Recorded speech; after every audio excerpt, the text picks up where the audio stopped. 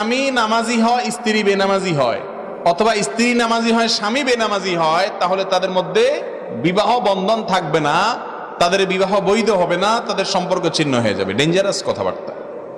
মুসলমানদের কবরে তাদেরকে দাফন করা যাবে না, তাদের জানাজা পড়া যাবে না বেনামাজির। কথা কি বুঝতে পারতেছেন? এটা হলো অনেক ইমামদের মত।